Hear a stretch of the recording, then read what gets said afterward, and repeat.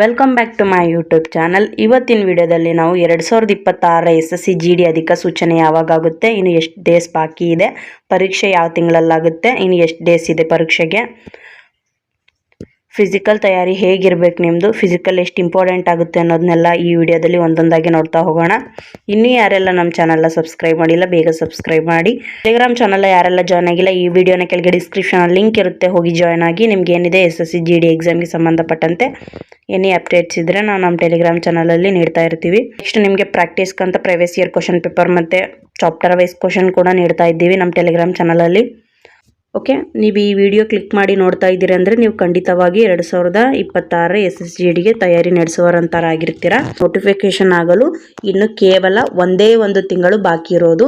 ಈ ತಿಂಗಳು ಏನಿದೆ ಇದು ಸೆಪ್ಟೆಂಬರು. ಈ ತಿಂಗಳು ಮುಗಿದಾದ್ಮೇಲೆ ಬರುವ ಅಕ್ಟೋಬರ್ ತಿಂಗಳಲ್ಲಿ ನಿಮಗೆ SSC GDಯ 2026 ಯಾವುದು SSC GDಯ 2026 ನೋಟಿಫಿಕೇಶನ್ ಇದೆ. ಇನ್ನು ಬಾಕಿ ಇರುವ ಡೇಸ್ ಏನು, ಒಂದೇ ಒಂದು ತಿಂಗಳು. ಒಂದು ತಿಂಗಳು ಕಂಪ್ಲೀಟ್ ಆದಮೇಲೆ ನೆಕ್ಸ್ಟ್ ಬರುವ ಏನಿದೆ ಅಕ್ಟೋಬರ್ ತಿಂಗಳಲ್ಲಿ ನಿಮಗೆ ನೋಟಿಫಿಕೇಷನ್ ಇದೆ. ಅಕ್ಟೋಬರ್ ಎಷ್ಟಕ್ಕೆ ನಿಮ್ಮ ನೋಟಿಫಿಕೇಷನ್ ಅಂತ ನೋಡೋದಾದರೆ 25ಕ್ಕೆ ಅಂತ ಹೇಳಿದ್ದಾರೆ. ಅಕ್ಟೋಬರ್ 25ಕ್ಕೆ ನಿಮ್ಮ ನೋಟಿಫಿಕೇಷನ್ ಆಗಲಿದೆ. ಅಲ್ಲಿಂದ ನೀವು ಅಪ್ಲಿಕೇಶನ್ನ ಅಪ್ಲೈ ಮಾಡ್ಬೋದು. ಇನ್ನು ನೆಕ್ಸ್ಟು ಅಧಿಕ ಸೂಚನೆ ಹೇಳಿದ್ದೀನಿ ಈಗ ತಾನೇ ಅಕ್ಟೋಬರ್ ತಿಂಗಳಲ್ಲಿ. ಇದು ತಿಂಗಳೇನಿದೆ ಈ ತಿಂಗಳು ಸೆಪ್ಟೆಂಬರು, ಈ ತಿಂಗಳು ಕಂಪ್ಲೀಟ್ ಆದಮೇಲೆ ಬರುವ ನೆಕ್ಸ್ಟ್ ತಿಂಗಳು ಯಾವುದಿದೆ ಅಕ್ಟೋಬರ್ ತಿಂಗಳಲ್ಲಿ 25ನೇ ತಾರೀಕು ಅಥವಾ 20ನೇ ತಾರೀಕು ಮೇಲೆ ನಿಮಗೆ ಯಾವಾಗಾದರೂ ನೋಟಿಫಿಕೇಷನ್ ಆಗ್ಬೋದು. ಇನ್ನು ನೆಕ್ಸ್ಟ್ ಪರೀಕ್ಷೆಗೆ ಬಾಕಿ ಇರುವ ದಿನಗಳು ಎಷ್ಟು ಅಂತ ನೋಡೋದಾದರೆ, ನಿಮ್ಮ ಎಕ್ಸಾಮ್ಗೆ ಅಪ್ಲಿಕೇಶನ್ ನೋಟಿಫಿಕೇಷನ್ ಏನೋ ಮುಂದಿನ ತಿಂಗಳಾಗುತ್ತೆ, ಇನ್ನು ಒಂದು ತಿಂಗಳು ಬಾಕಿ ಇದೆ. ಅದಾದಮೇಲೆ ಅಪ್ಲಿಕೇಶನ್ ನಿಮಗೆ ಅಕ್ಟೋಬರಲ್ಲಿ ಕರೆದ್ರು ಅಂದರೆ ನವಂಬರಲ್ಲಿ ಎಂಡ್ ಡೇಟ್ ಇರುತ್ತೆ, 1 ಮಂತ್ ಟೈಮ್ ಇರುತ್ತೆ ನಿಮಗೆ. ನವಂಬರಲ್ಲಿ ಎಂಡ್ ಆದರೆ ಡಿಸೆಂಬರ್ ಜನವರಿ 2 ತಿಂಗಳು ನಿಮಗೆ ಬಾಕಿ ಉಳಿಯೋದು. ಆ ಕಡೆ ಫೆಬ್ರವರಿಲಿ ನಿಮ್ದು ಎಕ್ಸಾಮ್. ಇಲ್ಲಿಂದ ಏನಿದೆ ಇವತ್ತಿಂದ ಕೂಡ ನೀವು ಡೇಸ್ನ ಲೆಕ್ಕ ಹಾಕ್ಕೊಂಡು ನೋಡಿದರೆ ನಿಮ್ಗೆ ಜಸ್ಟ್ ಇನ್ನು 2026 SSC GD ಎಕ್ಸಾಮ್ಗೆ ಬಾಕಿ ಇರುವ ದಿನಗಳು 150 ದಿನಗಳು. ನಿಮಗೇನಿದೆ ಈ 150 ದಿನಗಳು ಮಾತ್ರ ನಿಮಗೆ ಬಾಕಿ ಇರೋದು. ಈ 150 ದಿನಗಳಲ್ಲಿ ನೀವು ಒಳ್ಳೆ ಸ್ಕೋರ್ ಮಾಡೋಕ್ಕೆ ಟ್ರೈ ಮಾಡಬೇಕು. ನಿಮ್ದು ಎಷ್ಟಾಗಬೇಕು, 100+ ಸ್ಕೋರ್ ಆಗಬೇಕು. ಎಷ್ಟು ದಿನಗಳಲ್ಲಿ, ಈ ಜಸ್ಟ್ 150 ದಿನಗಳಲ್ಲಿ. ಓಕೆ, ನೀವು ಇಲ್ಲಿ 150 ಡೇಸ್ ಇದೆ, ನಿಮಗೆ ಟಾರ್ಗೆಟ್ ಏನು ಇವಾಗ 100+, 100+ ಮಾರ್ಕ್ಸ್ ನೀವು ಮಾಡಬೇಕು. ಹಾಗಾಗಿ ನೀವು 1 ಡೇಗೆ 1 ಮಾರ್ಕ್ಸ್ ಕಲ್ತ್ರಿ ಅಂದರೂ ಕೂಡ ಇನ್ನೂ 50 ಮಾರ್ಕ್ಸ್ ಬಾಕಿ ಉಳಿಯುತ್ತೆ. ಹಾಗಾಗಿ ನೀವು 1 ಡೇಗೆ 1 ಮಾರ್ಕ್ಸ್ ಆದರೂ ಕಲಿಯೋಕ್ಕೆ ಟ್ರೈ ಮಾಡಿ. ಇವತ್ತಿಂದ ಸ್ಟಡಿ ಯಾರೆಲ್ಲ ಸ್ಟಾರ್ಟ್ ಮಾಡಿಲ್ಲ ಸ್ಟಡಿ ಸ್ಟಾರ್ಟ್ ಮಾಡಿ. ಹೇಳ್ತಿದ್ದೀನಿ, ಡೇಸ್ ಯಾಕೆ ಹೋಗ್ತಿದೆ ಅನ್ನೋದೇ ಗೊತ್ತಾಗ್ತಾ ಇಲ್ಲ. ಓಕೆ, ಎಷ್ಟು ಡೇಸ್ ಬಾಕಿ ಇದೆ ಅನ್ನೋದು ಗೊತ್ತಾಯಿತು ನಿಮಗೆ. ಶಾರ್ಟ್ ಆ್ಯಂಡ್ ಸ್ವೀಟಾಗಿ ಇರಲಿ ಇನ್ಫಾರ್ಮೇಷನ್ ಅಂತ ಈ ವಿಡಿಯೋ ಮಾಡ್ತಾ ಇರೋದು ನಾನು. ಜಾಸ್ತಿ ಲೆಂತಿ ಏನಿರೋಲ್ಲ ಈ ವಿಡಿಯೋ. ಇನ್ನು ನೆಕ್ಸ್ಟ್ ಪರೀಕ್ಷಾ ತಿಂಗಳು, ಪರೀಕ್ಷೆ ಯಾವ ತಿಂಗಳಲ್ಲಿ ಇರುತ್ತೆ ನಿಮ್ಮದು ಅಂತ ನೋಡೋದಾದರೆ ಫೆಬ್ರವರಿ 2026 ನಿಮ್ಮದು ಎಕ್ಸಾಮ್. ಎಷ್ಟರಿಂದ ಸ್ಟಾರ್ಟ್ ಆಗ್ಬೋದು, ಫೆಬ್ರವರಿ 5 ಅಂತ ಇಟ್ಕೊಳ್ಳಿ. 5 ಮೇಲೆ ನಿಮ್ಗೆ ಯಾವಾಗಾದರೂ ಎಕ್ಸಾಮ್ ಸ್ಟಾರ್ಟ್ ಆಗಬಹುದು. ಓಕೆ, ಅರ್ಥ ಆಯಿತು ಅಂದ್ಕೊಂಡಿದ್ದೀನಿ.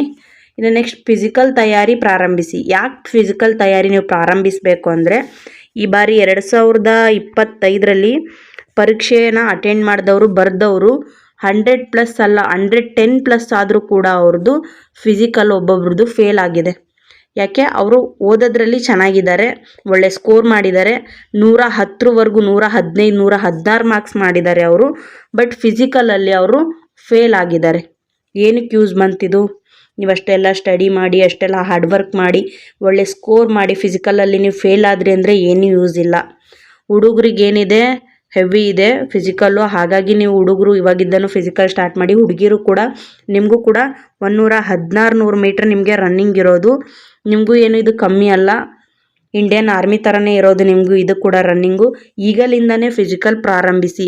ಎಷ್ಟು ಜನ ಫಿಸಿಕಲಲ್ಲಿ ಫೇಲ್ ಆಗಿದ್ದಾರೆ ಅಂತ ಈ ಬಾರಿ ಫಿಸಿಕಲ್ ಅಟೆಂಡ್ ಆದವ್ರನ್ನ ಕೇಳಿ. ಜಸ್ಟ್ 1 ಸೆಕೆಂಡಲ್ಲಿ ಕೂಡ ನಿಮಗೆ ಫೇಲ್ ಮಾಡಿ ಹೊರಗೆ ಹಾಕ್ತಾರೆ. ಹಾಗಾಗಿ ನಿಮ್ಮದು ಫಿಸಿಕಲ್ ತಯಾರಿ ಏನಿರಬೇಕು, ಪರೀಕ್ಷಾ ಜೊತೆಗೆ ಫಿಸಿಕಲ್ ತಯಾರಿ ಕೂಡ ಇರಬೇಕಾಗುತ್ತೆ. ನೀವು ಬಿಡು ಪರೀಕ್ಷಾ ಬರೆಯೋಣ, ಆಮೇಲೆ ಒಳ್ಳೆ ಸ್ಕೋರ್ ಆದಮೇಲೆ ಇನ್ನು 2 ತಿಂಗಳು ಬಾಕಿ ಇರುತ್ತೆ, ಅದು 2 ತಿಂಗಳಲ್ಲಿ ನೀನು ಅಷ್ಟು ಕಂಪ್ಲೀಟ್ ಮಾಡ್ಕೊಳ್ಳೋಣ ರನ್ನಿಂಗ್ ಅಂದರೆ ಆಗಲ್ಲ. 2 ತಿಂಗಳಲ್ಲಿ ಏನನ್ನೂ ಮಾಡೋಕ್ಕಾಗಲ್ಲ. ಓಕೆ, ನಾ ಹೇಳ್ತಿರೋದು ಅರ್ಥ ಆಗ್ತಿದೆಯಲ್ಲ.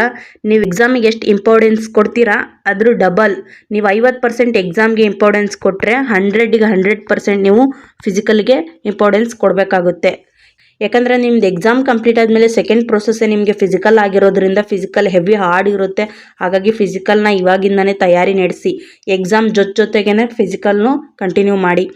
ಡೇ ಎಲ್ಲ ನೀವು ಸ್ಟಡಿ ಮಾಡ್ತಿದ್ದೀರಂದರೆ evening 1 time, morning 1 time, 2 time daily ನೀವು ಫಿಸಿಕಲ್ನ ಪ್ರಾಕ್ಟೀಸ್ ಮಾಡಿದರೆ ಫಿಸಿಕಲ್ ಟೆಸ್ಟಲ್ಲಿ ನಿಮಗೆ ಹೆವಿ ಕಷ್ಟ ಅನಿಸಲ್ಲ. ಓಕೆ, ಸಿಂಪಲ್ಲಾಗಿ ಹೀಗೆ ಹೇಳಿರುವ ಈ ಇನ್ಫಾರ್ಮೇಷನ್ ನಿಮ್ಗೆ ಅರ್ಥ ಆಗಿದೆ ಅಂದ್ಕೊತೀನಿ.